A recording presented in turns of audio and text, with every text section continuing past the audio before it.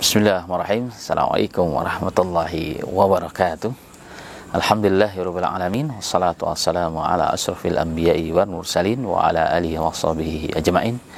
Sahabat Al-Aminiyah official, kaum muslimin dan muslimat, ikhwan dan akhwat dimanapun berada, bersyukur kepada Allah Ta'ala di pagi yang berbahagia ini, masih di bulan suci Ramadan, bulan yang penuh dengan keberkahan, bulan yang penuh dengan rahmat, bulan yang penuh dengan idku minan nar, bulan yang di dalamnya terdapat malam yang lebih baik pada 1000 bulan, bulan yang penuh dengan tarbiyah untuk kita, sehingga dinamakan sebagai bulan tarbiyah untuk kita semuanya.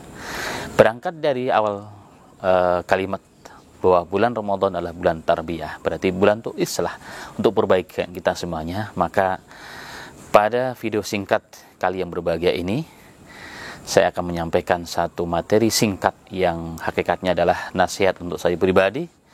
Artinya saya bukan yang berbicara kemudian sudah sempurna, tidak. Saya juga sedang belajar, dan ini nasihat untuk keluarga kita, untuk teman-teman saya, untuk sahabat-sahabat saya, dan juga para santri-santri saya, baik yang sedang masih belajar ataupun sudah selesai, atau bahkan yang sudah mungkin tidak menganggap saya sebagai orang yang mengajari agama bagi mereka. Yaitu satu hal yang sangat penting hari ini, yang mungkin ini adalah bagian daripada fitnah akhir zaman. Karena Nabi Muhammad SAW mengatakan sebelum datang hari kiamat, di akhir zaman ini akan terdapat fitnah yang sangat luar biasa, yang gulungan ombaknya begitu dahsyat, bahkan siangnya seperti malam, sehingga tidak lagi bisa dibedakan antara hak dengan yang batil. Dan materi kita pada kali yang singkat ini saya sengaja kasih judul ngaku pecinta sunnah tapi demen dengan yang haram. Ma'asyiral muslimin wal muslimat rahimani wa rahimakumullah. Seorang ulama pernah ditanya, Imam Abu Hanifah pernah diminta oleh jemaahnya untuk menulis sebuah buku yang menjadi pedoman agar mereka mencapai derajat orang-orang yang dekat dengan Allah, yaitu Kitabuz Zuhud, kitab yang membicarakan tentang kezuhudan, ya, bagaimana hidup zuhud, bagaimana dekat dengan Allah Subhanahu wa taala. Ternyata beliau menulis kitab muamalah. Dan ini satu jawaban kenapa? Karena sesungguhnya zuhud kita tidak bermanfaat. Akidah kita pun akan luntur. Ibadah kita akan sia-sia. Yang kita dapatkan hanya capek, ketenaran mungkin bisa jadi jika kita tidak memperhatikan muamalah dan muasyarah kita. Apa itu muamalah dan muasyarah? Dua hal yang mengatur antara hubungan sesama manusia, hubungan sesama hamba Allah, terkait dengan akad-akad. Hari ini banyak orang tidak memperhatikan masalah ini. Contoh, hari ini yang kita abai, ya, kita selalu mengatakan ini sunnah, bagus, alhamdulillah. Mendakwahkan sunnah bagus, kembali kepada sunnah bagus. Tapi jangan lupa, kita harus perhatikan hal-hal yang lain. Karena ibadah yang kita lakukan akan sia-sia jika kita tidak memperhatikan hal-hal yang penting. Jangan gara-gara ego semata, jangan-jangan karena fanatik pada kelompok semata, kita menghalalkan segala cara. Kita undang siapa, kita belajar dengan orang-orang hebat, tetapi jika asasnya tidak benar, akadnya tidak benar, maka amalan kita adalah amalan yang sia-sia. Padahal kalau kita kembali kepada kehidupan Nabi Muhammad yang merupakan suri toladan bagi kita, liman kana yarjullaha wal yaumil akhir, orang yang ingin mengambil suri toladan Rasulullah sallallahu alaihi wasallam jadikan sebagai role model kita, orang yang ingin sukses dunia dan akhirat, yang ingin jumpa Allah dan masuk ke dalam surganya Allah, adalah Nabi Muhammad sebagai contohnya. Bukan hanya dalam urusan sholatnya, bukan hanya dalam urusan ibadahnya yang lainnya, tapi juga dalam urusan muamalah, muasyarah, ketakwaan kepada Allah Subhanahu wa taala. Begitu beliau sangat hati-hati, ya, dan hati-hati apalagi hal-hal yang akan masuk ke dalam perutnya, karena ini akan berpengaruh kepada amalannya. Suatu ketika dalam riwayat Bukhari dan Muslim, Rasulullah sallallahu alaihi wasallam mendapati di pojok rumahnya, dalam riwayat di jalan, sebutir korma. Beliau memang lapar, beliau perlu itu sebenarnya. Tapi tiba-tiba beliau teringat, sehingga beliau mengatakan, seandainya saya tidak khawatir ini adalah butiran korma yang jatuh dari korma zakat ataupun sedekah, la akaltuhu, maka betul-betul akan kumakan itu. Kenapa? Rasulullah sangat lapar. Rasulullah sangat perlu kita paham semua bagaimana kehidupan Rasulullah. Tapi walaupun demikian, ya kita sih bisa ngomong kalau kita, ini kan uzur saya tidak tahu, nggak apa-apa dimakan. Tapi Rasulullah nggak mau. Kenapa? Karena Rasulullah paham. Selain beliau sebagai suri toladan bagi umatnya kelak, beliau adalah orang yang sangat menjaga hal seperti ini. Bahkan kedua cucunya makan korma yang tidak tahu itu korma apa sebenarnya. Oleh Rasulullah dikeluarkan, bahkan sudah masuk ke dalam perutnya, disogrok tenggorokannya agar keluar, dimuntahkan. Kenapa Rasulullah mengatakan kita tidak boleh makan sesuatu yang berasal dari sedekah ataupun zakat? Itu kata Nabi Muhammad SAW.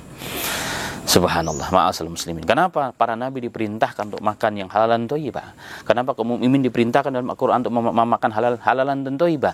Ini pengaruh kepada ibadah kita. Ibadah kita setinggi langit pun, belajar kita sejauh manapun, ustadz dari manapun, tapi kalau kita tidak perhatikan apa yang kita makan, apa yang kita tempati, apa yang kita pakai, bagaimana akan diterima ibadahnya oleh Allah? Dalam hadis yang cukup panjang semua sudah tahu, ya hadis sahih. Di awal hadis Rasulullah bersabda, sesungguhnya halal itu jelas, yang haram itu jelas. Di akhir hadis Rasulullah bercerita, seorang laki-laki yang nampak dia dari safar. Safar adalah bukti orang dalam perjalanan satu situasi dan kondisi di mana diterima ibadahnya oleh Allah. Tapi Rasulullah kemudian bercerita, rambutnya acak-acakan, badannya penuh dengan debu, kemudian mengangkat kedua tangannya, ya Rabb, ya Rabb, ya Rabb, berikan aku ini ya Rabb, kabulkan ini aku ya Rabb. Apa kata Rasulullah? Ana yustajabu lahu, bagaimana diterima doanya oleh Allah? Kenapa? Yang dimakan haram, yang diminum haram, yang dipakai juga haram. Maka bagaimanapun doa kita, khusyuknya kita, hebatnya ilmu kita, ngajinya setinggi apapun, tetapi kalau yang kita makan, yang kita pakai, kita tempati haram, bukan hak kita, maka nggak diterima ibadahnya oleh Allah Subhanahu wa taala. Dan itulah ma'asal muslimin, Al-Imam An-Nawawi rahimahullah taala pernah mengatakan, orang yang berwudu dengan air yang bukan airnya. Katakan ini hak orang, kita pakai air tersebut tanpa izin, apalagi itu hak suatu lembaga begitu, kita ambil dengan cara paksa, ya kan, berarti bukan hak dia butuh dengan air tersebut, ya kan. Atau dia sholat di tempat yang bukan tempatnya, dengan cara dipaksa diambil, apa kata beliau? Tasihus sholatu, sholatnya sah, artinya tidak perlu diulang, tetapi apa? Tidak ada pahalanya dan perbuatannya adalah dosa. Allahu Akbar. Apalagi pendapat yang dinisbahkan kepada Imam Ahmad atau Hanabilah, mereka mengatakan haram sholat di tempat yang bukan miliknya, dari barang curian, punya hak orang ya tanpa izin, atau mengambil atau menggosok, merampas, maka dari awal sudah haram. Artinya apa? Sholatnya tidak sah, berarti sholat di situ wajib untuk diulang. Sholat di tempat yang seperti itu wajib untuk diulang, karena tidak sah lagi. Kalau Imam Nawawi mengatakan sah, ya kan, tapi tidak dapat pahala dan dia berdosa atas perbuatannya karena dia tahu. Beda kalau tidak tahu. Tapi kalau mazhab Hanabilah, ya Imam Ahmad bin Hanbal, mereka mengatakan dari awal salatnya sudah tidak sah, haram, maka wajib untuk diulang berarti, dan dia dapat dosa. Allahu Akbar. Hari ini ma'asal muslimin kita tidak memperhatikan itu. Akad hari ini banyak terjadi. Sudah ngasih, diambil lagi. Jelas hadisnya dalam Sahih Bukhari. Al-aidu fi hibbati, orang yang mengambil kembali, menarik kembali hibahnya, sudah qabat, sudah dipegang. Ya, sudah dipegang, sudah dikasih, dipegang, sudah sah. Diambil lagi saat itu juga, atau beberapa waktu setelah itu.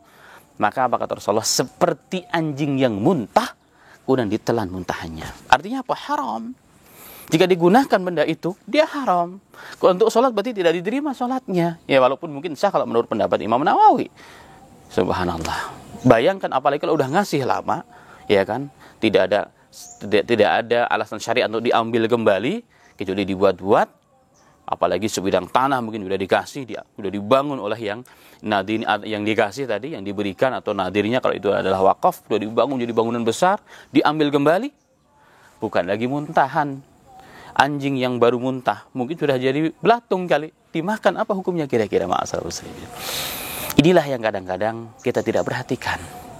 Yang penting kan masjid untuk sholat, yang penting kan tujuannya baik. Oh iya, tujuan baik itu harus, ikhlas itu harus, tetapi tidak cukup, harus dengan tuntunan Nabi kita Muhammad sallallahu alaihi wasallam. Nasihat saya untuk saya pribadi, untuk para santri-santri saya, ya kan, atau untuk ikhwan dan akhwat atau siapa saja yang mengambil pelajaran dari kalimat ini, berhati-hatilah dalam hal ini. Jangan sampai kita orang yang tertipu di akhiratnya Allah Subhanahu wa taala. Jangan gara-gara karena gengsi, jangan gara-gara karena fanatik kepada sesuatu menghalalkan segala cara. Walaupun niatnya baik, tujuannya baik, tapi cara tidak benar, maka tidak akan menjadi hal yang baik. Dalam Sahih Bukhari, Nabi Muhammad sallallahu alaihi wasallam bersabda, "Innal khaira la ya'ti illa bi khairin." Sesungguhnya kebaikan itu tidak akan datang kecuali dengan cara yang baik. Anggap kita mau memperjuangkan sunnah, memperjuangkan Islam, kita bangun pondok pesantren, tapi tanahnya adalah tanah yang bermasalah. Bangunannya milik orang, kita rampas dari orang lain yang bukan milik kita. Tujuannya baik, tidak cukup. Walaupun mungkin akan dibantu oleh orang banyak, karena orang tidak tahu apa yang masalah terjadi, mereka kena uzur. Tapi kita yang tahu kita berdosa, dan kita akan mendapatkan dosa jariah sampai kemana-mana. Apalagi kalau untuk mengambil hak tersebut dengan fitnah-fitnah yang luar biasa dibuat dengan sengaja. Dan itulah ma'asal muslimin wal muslimat, ikhwan dan akhwat, saudara-saudaraku yang tercinta, santri-santri ana yang sedang ada, yang masih belajar dengan saya, ataupun yang sudah keluar, ataupun yang mungkin sudah tidak menganggap saya sebagai orang yang pernah mengajari, dititipkan oleh Allah sedikit ilmu untuk berbagi, gak ada masalah. Ini pesan saya, agar apa? Kita selamat dunia dan akhirat. Niat ikhlas karena Allah, tapi dengan cara yang benar. Jangan menjual nama Islam, apalagi sampai berani menjual nama sunnah untuk kepentingan pribadi dan golongan, karena kefanatikan dari kebencian kepada seseorang. Jangan. Anda akan hancur di dunia sebelum di akhiratnya Allah Subhanahu wa taala jika tidak cepat bertaubat, ikhlas, taubatan nasuha kepada Allah Subhanahu wa taala. Demikian ya. Semoga bermanfaat bagi saya pribadi, bagi rekan-rekan saya, bagi keluarga saya, bagi siapa saja yang mau mengambil hikmah dan pelajaran. Demikian, jika salah saya mohon maklum, mohon dimaklumi dan mohon dimaafkan. Saya beristighfar kepada Allah Subhanahu wa taala. Astaghfirullahaladzim. Subhanaka rabbana wa bihamdika asyhadu an la ilaha illallah astaghfiruka wa atubu ilaik. Assalamualaikum warahmatullahi wabarakatuh.